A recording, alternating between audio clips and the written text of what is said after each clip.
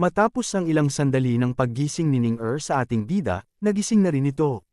Pinilit ni Joe Fan na tumayo ngunit dahil sa pinsala na natamo niya, hindi niya ito magawa. Kaya itinuro na lang niya kay Ning-er ang kanyang demonic baby. Nagtaka naman si Ning-er dahil dito kaya agad niyang tinanong kung nais ba ng ating bida na kunin niya ito. Agad namang iginalaw ni Joe Fan ang kanyang ulo bilang pagsagot. Pagkatapos nito, inilagay ni Ning-er ang demonic baby ni Joe Fan sa kanyang katawan. Nagsimula na rin itong pumasok sa katawan ng ating bida. Humingi rin si Joe Fan ng dugo na pwede niyang magamit. Dahil dito, agad na sinugatan ni Ning-er ang kanyang kamay at pinainom ang dugo sa ating bida. Bumalik ang kaunting lakas ni Joe Fan kaya nagpasalamat siya kay Ning-er. Hindi naman sumagot si Ning-er, sa halip ay ngumiti lamang siya.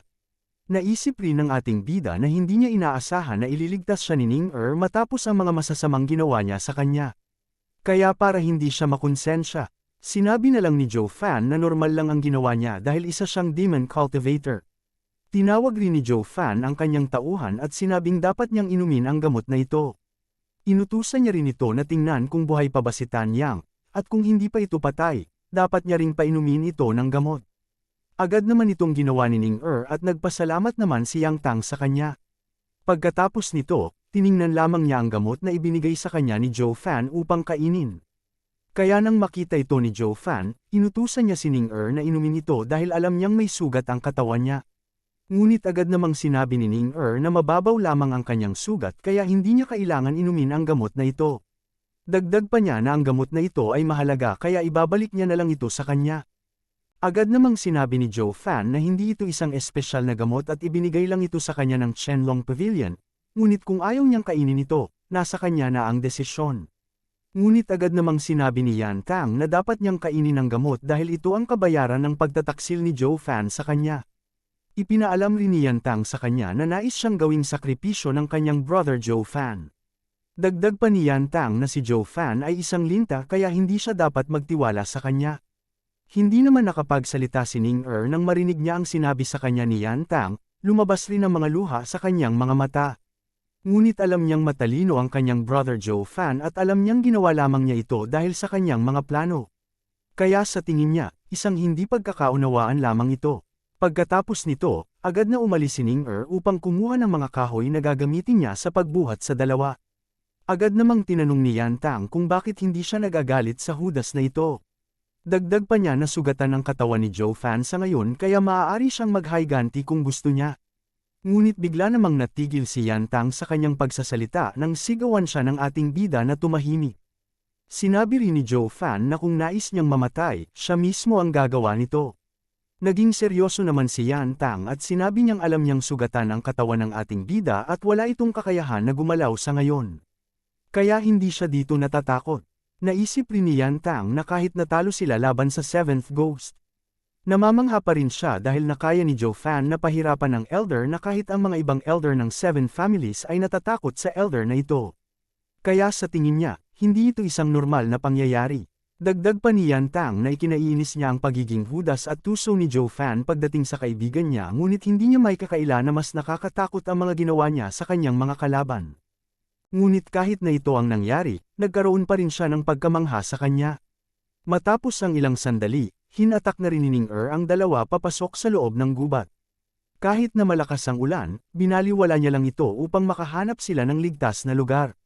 Ngunit dahil sa kapaguran, bumagsak na lang si Ning-er sa lupa. Ngunit dahil alam niyang siya lang ang may kakayahan ngayon na iligtas ang dalawang ito, pinilit niya pa ring tumayo at magpatuloy. Hindi naman inaasahan ni Yan Tang na si Ning-er pa ang magliligtas ng kanilang buhay kahit na ito ang pinakamahina sa kanila. Kahit siya ay nakukonsensya na binalak niyang iwanan ng babae na ito kanina upang iligtas ang kanyang sarili. Ngunit sa tingin niya, mas nakakahiya si Joe Fan dahil sa ginawa nito na panluloko sa kanya. Kaya ngayon, silang dalawa ay nasa bingit na ng kamatayan at mukhang aabutin pa ng ilang buwan bago gumaling ang kanilang mga sugat. Kaya namangha na lang siya kay Ning-er dahil kahit na hindi sila mabuting tao ni Joe Fan, hindi pa rin sila pinabayaan ng babae na ito. Kaya napaisip na lang siya kung paano niya kaya mababayaran ang utang na loob na ito sa kanya. Bigla namang napatigil si Ning-er nang makita niya ang alagang daga ni Yan Tang, kaya siya ay natuwa nang makita niyang buhay pa ito. agad namang pumalibot sa kanya ang daga at bigla itong naglakad sa gilid niya na parabang sinasabi niyang sundan siya nito. Agad namang sinundan ni Ning-er ang daga at nagulat na lang siya nang makita niya ang isang kuweba na nahanap ng daga. Kaya agad niyang dinala ang dalawa sa loob nito upang makapagpahinga. Nang makapasok na sa loob, agad namang pinahigi ni Ning-er ang dalawa.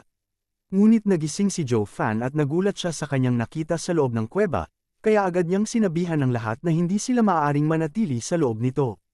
Nagtaka naman si Ning-er sa sinabi niya kaya tinanong niya kung ano ang problema. Agad namang sinabi ni Joe Fan na tingnan nila ang lilang halaman sa loob ng kuweba. Napansin naman ni Yang Tang na ang halaman na ito ay ang Jiao grass at gamot ito upang mawala ang pagod ng isang martial artist kaya napatanong na lang siya kung ano ang problema dito. Agad namang ipinaliwanag ni Joe Fan na hindi lamang tao ang makagamit ng halaman na ito dahil kahit ang mga spirit beast ay ginagamit ito. Kaya malaki ang pagkakataon na makaakit ng halimaw ang gamot na ito. Agad namang napatanong si Yan Tang kung ang ibig sabihin ba ni Joe Fan ay isa itong patibong. Sinagot naman ito ng oo ni Joe Fan. Sinabi niya rin na mukhang isa itong patibong na ginawa ng mga spirit beast upang maka-attract ng mga pagkain katulad ng kapwa nila spirit beast, kaya ito ang dahilan kung bakit nahahanap ito ng kanilang daga. Nagalit naman si Yang Tang dahil makakaya lang na tumakas ng daga na ito kung sakaling dumating man ang mga halimaw. Halos maiyak naman ang daga nang marinig ang pagsigaw ng kanyang amo. Ngunit agad naman siyang kinuha ni Ning-er upang pakalmeyin ito. Nagtanong rin si Ning-er kung ano na ang gagawin nila ngayon. Agad namang sinabi ni Yan Tang na kailangan nilang tumakbo palayo sa lugar na ito. Napaisip naman si Joe Fan at tinanong kung ano na ang oras ngayon. Agad namang sinabi ni Ning-er na hindi niya alam ngunit mukhang isang araw na ang lumipas. Natakot naman si Joe Fan nang marinig ito dahil natapos na rin ang duration ng kanilang gamot na ininom. Kaya sa tingin niya, papunta na dito ang mga halimaw at sa tingin niya ay maraming grupo ito. Natakot naman si Yan Tang nang marinig ito. Agad namang ipinaliwanag ni Joe Fan na ang mga gumagawa lamang ng patibong ay isang grupo ng mga low-level spirit. Bigla namang napatigil ang tatlo sa pag-uusap nang marinig nila ang isang malakas na ungol ng halimaw. Samantala, sa labas ng kuweba, nagsimula namang magtipon ang mga lobo. Ang mga ito ay parang nababaliw na halimaw nang maamoy nila ang presensya ng tatlo. Agad namang nasabi ni Joe Fan na mga bloodthirsty wolf ang halimaw sa labas. Kahit na mga second-level spirit beast lang ang mga ito, gumagalaw ito kasama ang kanilang grupo. Ang mas malala pa, ang kanilang Wolf King ay nasa antas ng third-level spirit beast. Dagdag pa niya, kahit ang mga fourth-level spirit beast ay ayaw kalabanin ng grupo ng halimaw na ito. Nalungkot naman si Yang Tang at sinabi niyang hindi niya inaasahan na kahit gaano siya kaenyo. Ito ang magiging kamatayan niya. Agad namang inutos ni Joe Fan na ilabas ni Yang Tang ang kanyang espada at ibigay ito kay Ning-er. Nagtaka naman dito si Yang Tang dahil kahit gamitin man ni Ning-er ang kanyang espada, hindi niya matatalo ang mga lobo dahil sa mahina niyang chi. Dagdag pa niya, hindi siya katulad ni Joe Fan na kayang gumamit ng malalakas na sandata kahit na siya ay nasa chi gathering realm lamang. Agad namang sinabi ni Joe Fan na hindi kailangan na labanan ni Ning-er ang mga halimaw. Ang kailangan niya lamang ay makalabas sa kuweba na ito. Ibinigay niya rin ang isang bote ng gamot na pwede niyang gamitin upang hindi siya makita ng mga halimaw. Dagdag pa ni Joe Fan, pagkatapos niyang makalabas sa kuweba, dapat niyang inumin ang gamot na ito at dapat siyang tumakas palayo sa bundok. Ngunit pinaalala rin sa kanya ni Joe Fan na huwag itong bumalik sa kanilang pamilya at dapat itong pumunta sa susunod na lungsod. Nang maintindihan ni Yang Tang ang nais gawin ni Joe Fan, agad na niyang inilabas ang kanyang espada at pagkatapos ay ibinigay ito kay Ning-er. Agad namang dinala ito ni Ning-er palabas sa kuweba. Agad namang nasabi ni Yang Tang na ito ang bayad sa utang nila sa kabaitan ni Ning-er, kahit na si Joe Fan ay tinanggap na rin na ito ang kanyang magiging kamatayan. Kaya ayaw niyang madamay ang bata na ito, ngunit bigla namang natigil ang dalawa nang marinig nila ang malakas na ungol ng halimaw. Sa labas ng kuweba, hindi naman tumakas si Ning-er at pinilit niyang labanan ang mga halimaw. Kaya dahil dito, agad na umatake ang halimaw. Dahil sa kaunting enerhiya na natitira sa kanya, nagamit pa rin ni Ning-er ang espada upang patayin ang halimaw. Sumigaw naman si Joe Fan kung ano pa ang ginagawa ni Ning-er dito. Nakangiting sinabi naman ni Ning-er na habang kaya niyang harangin ang mga halimaw na ito, hindi sila makakapasok sa loob ng kuweba. Nagalit naman si Joe Fan nang marinig ito at sinabi niyang hindi na ito kailangan pang gawin ni Ning-er kaya dapat na siyang tumakas. Ngunit hindi naman nakinig si Ning-er at sinabi niyang kaibigan siya ng dalawa at gagawin niya ang lahat upang mailigtas lamang sila. Pagkatapos nito, agad na pinatay ni Ning-er ang halimaw na umatake sa kanya. Sinabi rin niyang hindi niya hahayaan na mamatay ang dalawa. Ngunit dahil sa pagod, nawala ang atensyon ni Ning-er kaya agad ring umatake ang iba pang halimaw sa kanya. Kaya kahit na pagod na siya, pinilit niya pa ring atakihin ang halimaw na ito. Hanggang sa dumami na ang kanyang napapatay na lobo.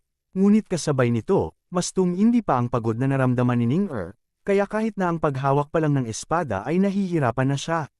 Nang makita ang mahinang estado ni Ning-er, agad namang umungol ang mga lobo upang umatake ng sabay. Kaya ang mga ito ay agad na tumakbo papalapit kay Ning-er. Hindi nakaiwas si Ning-er sa atake ng lobo kaya nakagat nito ang kanyang kamay. Pagkatapos, ibinagsak siya ng lobo pahiga sa lupa. Hindi pa dito natapos ang atake ng lobo dahil kinagat rin nila ang balikat ni Ning-er kaya siya ay napasigaw na lang sa sakit. Halos sumabog sa inis ang dalawa dahil wala man lang silang magawa upang mailigtas si Ning-er. Habang nakakagat ang bibig ng mga lobo sa katawan ni Ning-er, nagulat siya nang makita niya ang malaking leader ng mga ito. Kaya naisip na lang niya na ito na ang magiging katapusan niya. Agad namang umatake ang mabangis na lobo at kahit na sila Joe Fan ay tinanggap na lang ang kalunos-lunos na pangyayari. Ngunit bago pa man tuluyang makagat si Ning-er ng lobo, isang malakas na ungol naman ang pumalibot sa buong gubat. Kahit na ang hari ng mga lobo ay napatigil nang marinig ito, pagkatapos ay isa-isa nang namatay ang mga kasamahan nito kahit na hindi nila nakikita ang kalaban. Kaya dahil dito ay napuno ng takot ang halimaw. Isang malakas na enerhiya rin ang lumabas sa harapan ng lobo kaya siya ay hindi na nakagalaw. Sinubukan ng lobo na umatake dahil sa takot ngunit agad namang nasunog ang kanyang katawan dahil sa isang berdeng apoy. Pagkatapos nito ay nagsimula ring masunog ang buong paligid ng kuweba. At kahit na ang dalawa sa loob ay biglang nawala ng malay. Nagbago ang eksena at biglang nagising ang kaisipan ng ating bida nang marinig niya ang isang boses. Kaya siya ay nagtaka kung nasaan siya at kung sino ang kumakausap sa kanya. Tiningnan rin ni Joe Fan ang kanyang katawan at nagtaka siya kung paano siya nakakalakad. Isang maliit na apoy naman ang biglang nabuo sa harapan niya at ito ay nagtanong kung Joe Fan ba ang pangalan niya. Isang imahe ng martial artist ang nabuo sa apoy na ito at kanyang sinabi na narinig niyang tinatawag ang ating bida ng Joe Fan kaya nasabi niya ito. Agad namang nagtaka ang ating bida kaya tinanong niya ang imahe kung sino siya. Agad namang sinabi ng anino na hindi na niya kailangan malaman kung sino siya. Dagdag pa niya na ang lugar na ito ay ang kanyang domain kaya siya lamang ang maaaring magtanong. Kaya agad niyang tinanong ang ating bida kung ano ang ginagawa niya sa Mountain Beast. Agad namang sinabi ni Joe Fan na nandito siya upang hulihin ang isang malakas na spirit beast. Nang marinig ito ay na-curious naman ang imahe kaya tinanong niya ang ating bida kung anong spirit beast ito. Agad namang sinabi ni Joe Fan na ito ay ang level 6 na spirit beast, ang Thunder Skylark. Nang marinig ito ay agad namang tinanong ng anino kung ano ang gagawin niya sa spirit beast na ito. Seryosong sinabi naman ni Joe Fan na gagamitin niya ito upang palakasin ang kanyang kapangyarihan. Bigla namang sumakit ang ulo ni Joe Fan kaya napatanong na lang siya kung ano ang nangyayari. Agad namang pinaalala ng imahe na siya ay nasa kaisipan ng ating bida, kaya malalaman niya ang mga kasinungalingan na sasabihin nito. Napuno naman ng pagtataka ang kaisipan ni Joe Fan dahil hindi isang normal na martial artist lamang ang imahe na ito dahil kaya nitong pumasok sa kanyang kaisipan. Kaya nasabi niya na ang kapangyarihan na taglay ng imahe na ito ay lagpas pa sa God Vision Realm. Naisip rin ni Joe Fan na ang kapangyarihan na ito ay lagpas pa sa pinakamalakas na martial artist ng kontinenteng ito. Kaya tinanong niya ang imahe kung nanggaling ba siya sa Holy Land. Natuwa naman ang imahe at kanyang sinabi na mukhang hindi isang ordinaryong tao si Joe Fan. Naisip rin niya na ngayon lamang siya nakausap ng tao sa kontinenteng ito na alam ang kanilang Holy Land. Napansin rin ng imahe na marunong si Joe Fan gumamit ng ancient formations at ng demonic baby. Nagulat naman si Joe Fan nang marinig niya na alam ng imahe na ito ang tungkol sa demonic baby.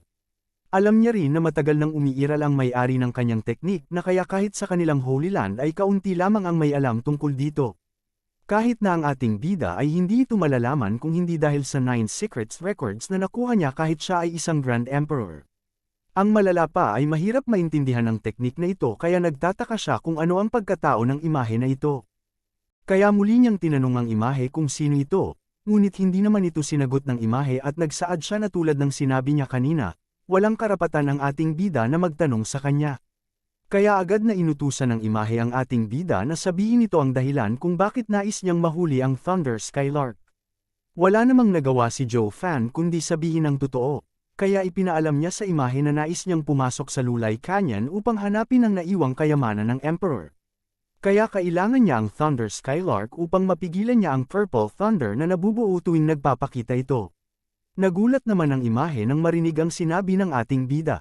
Tumawa rin siya ng malakas dahil maganda ang plano ng ating bida. Dagdag pa niya na ang ruins na makikita sa lugar na nais niyang puntahan ay maganda para sa kanya. Biglang nawala ang imahe at agad itong sumulpot sa harapan ng ating bida. Inutusan niya rin ang ating bida na dapat niyang puntahan ang lugar na ito. Kaya upang magawa niya ito, bibigyan niya ng regalo ang ating bida. Nagtaka naman ang ating bida kung ano ang ibig sabihin nito ngunit agad namang inilapit ng imahe ang kanyang kamay sa noo ng ating bida at isang malakas na enerhiya ang pumasok sa kanya. Ipinaalam rin ng imahe na sa pamamagitan ng regalo niya, konektado na ang isipan nilang dalawa. Kaya inaasahan niya na gagamitin ng mabuti ni Joe Fan ang kanyang regalo sa hinaharap. Bago umalis, sinabi rin ng imahe na ang kanyang hinahanap na Thunder Skylark ay makikita niya 3 milya mula sa third area. Ngunit binalaan niya ang ating bida na depende pa rin sa kakayahan niya kung mahuhuli niya ang halimaw na ito. Pinigilan naman ng ating bida ang imahe na huwag itong umalis muna ngunit nagulat na lang siya nang magising siya sa kanyang katawan. Napansin niya rin na nakakagalaw na siya na parabang nawala ang lahat ng kanyang natamong sugat. Sinuri rin ni Joe Fan ang demonic baby sa kanyang katawan at napansin niya na naging tahimik ito. Kaya sa tingin niya, gigising rin ito paglipas na ng ilang araw. Naalala rin ni Joe Fan ang halimaw na nakausap niya sa kanyang kaisipan kagabi.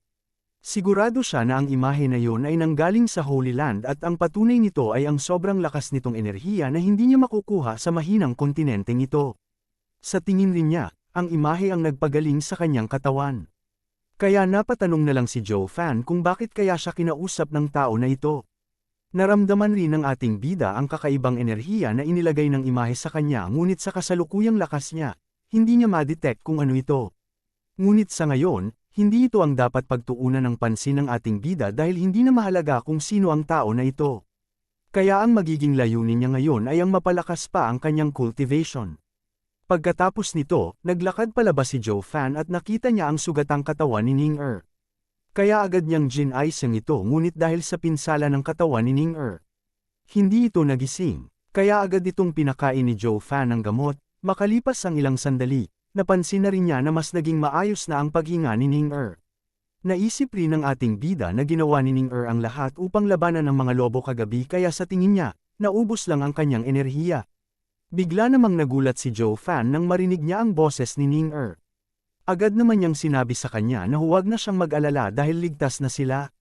Ngunit agad naman na sinabi ni Ning-er na alam niyang nagsisinungaling lang siya. Tinanong niya rin si Joe Fan kung paano siya nakakagalaw kahit na matindi ang pinsala ng kanyang katawan, kaya sa tingin ni Ning-er, ito na ang langit. Nagsaad din si Ning-er na maganda na ito dahil mamatay silang magkasama. Pagkatapos nito, nakatulog ulit si Ning-er dahil sa pagod. Pagkatapos nito, agad na tiningnan ni Joe Fan ang katawan ni Yan Tang, sinipa niya ito upang gisingin mula sa pagtulog. Napasigaw sa sakit si Yan Tang nang gawin ito ni Joe Fan. Nasabi rin niya na wala siyang masamang nagawa noong nabubuhay pa siya kaya nagtaka siya kung bakit nararanasan niya ang ganitong pahirap sa kamatayan niya. Tinanong naman ni Joe Fan kung isa na ba itong torture para sa kanya dahil kung ito ang nararamdaman niya, hindi pa siya nakaranas ng totoong torture. Nagulat si Yan Tang nang makita niya si Joe Fan kaya napatanong siya kung siya ba ang sumipa sa kanya. Sinabi rin niya na sabay silang namatay kaya nagtaka siya kung bakit naroon si Joe Fan. Sinabi naman ni Joe Fan na buhay pa sila, nagulat dito si Yan Tang dahil imposible ito. Ngunit nang suriin niya ang paligid, napatanto niya na ito pa rin ang kuweba kagabi, kaya napatawa na lang siya ng malakas nang mapagtanto niya na totoo nga ang sinabi ni Joe Fan na buhay pa sila. Dahil dito, lumabas ang dugo sa bibig ni Yan Tang, nagulat siya kung bakit sobrang bilis ng paggaling ng ating bida.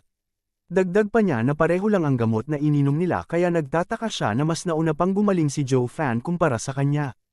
Kaya nasabi niya na marahil ay hindi isang tao ang ating bida, ngunit agad namang sinabi ni Joe Fan na tao siya katulad niya, ngunit mas maganda lang ang kanyang abilidad kumpara sa kanya. Matapos ang kanilang usapan, agad na lumabas si Joe Fan at sinimulan na niya ang paggawa ng isang array upang protektahan ang kuweba sa mga halimaw. Nang magawa na niya ito, agad na rin umalis si Joe Fan upang simulan ang kanyang pagpapagaling. Lumipas ang 3 buwan mula nang mapadpad ang tatlo sa kuweba, na-recover na rin nila ang kanilang mga lakas. Nagsimula na ring mag-ensayo si Tanyang ng kanyang espada at hinati niya ang isang malaking bato. Nakangiting tinanong niya rin si Ning-er kung ano ang masasabi niya sa atake na ito. Agad namang pinuri ni Ning-er ang ipinakita ni Tanyang. Ngunit mas nagulat si Yan Tang nang marinig niya ang papuri ni Joe Fan sa kanyang espada. Sinabi rin ni Joe Fan na kapag gumaling na ng todo ang sugat ni Yan Tang, tiyak na mararating na niya ang susunod na antas ng kanyang cultivation. Ngunit sinabi naman ni Tanyang na wala pa rin ito sa kakayahan ng ating bida dahil muli namang tumaas sa 7th layer ang kanyang cultivation. Tinanong niya rin ito kung paano niya nalaman na tataas na ang kanyang cultivation kung kahit siya mismo ay hindi ito alam. Natuwa naman si Ning-er sa dalawa at napatanong na lang siya kung bakit sila laging nag-aaway sa mga nakaraang buwan. Agad namang sinabi ni Yan Tang na siya ang dahilan nito, dagdag pa niya na siya ay talagang nagalit nang malaman niya na ginawa siyang sakripisyo ni Joe Fan. Nagsaad naman si Joe Fan na pareho lang naman ito sa ginawa niya. Biniro rin ni Joe Fan si Yan Tang kung sino ang naunang magmungkahi na iwan sa gubat si Ning-er. Namula ang mukha ni Yan Tang at sinabi niya na nagawa lamang niya iyon dahil hindi niya alam na ganito pala kagaling si Ning-er. Dagdag pa niya na mas mabuti pang iwan si Ning-er kumpara sa ginawa ni Joe Fan na pagsakripisyo sa kanya. Pagkatapos nito, nagpatuloy ang dalawa sa kanilang pag-aaway, ngunit agad namang sinabi ni Ning-er na dapat na nilang kalimutan ito. Kaya dapat nang tumigil ang dalawa sa kanilang pag-aaway. Ngunit hindi pumayag dito si Yan Tang dahil nais niyang bigyan ng hustisya ang ginawa sa kanya ng ating bida. Agad namang kinuha ni Ning-er ang kamay ng dalawa at sinabi niya na para matapos na ito. Magiging magkaibigan silang tatlo hanggang sa kamatayan kaya dapat na nilang kalimutan ang nakaraan. Wala nang nagawa pa si Yan Tang kundi pumayag sa hiling ni Ning-er, at kahit si Joe Fan ay nagustuhan rin ito. Kaya ito na ang naging simula ng kanilang kasunduan bilang magkaibigan. Naisip rin ni Joe Fan na mahirap makuha ang ganitong relasyon kahit nasa nakaraang buhay niya. Nanghihinayang lamang siya dahil marami pa siyang dapat gawin. Kaya agad niyang sinabihan ang dalawa na dahil magaling na ang sugat nilang lahat, dito na sila maghihiwalay at nagsimula nang umalis ang ating bida.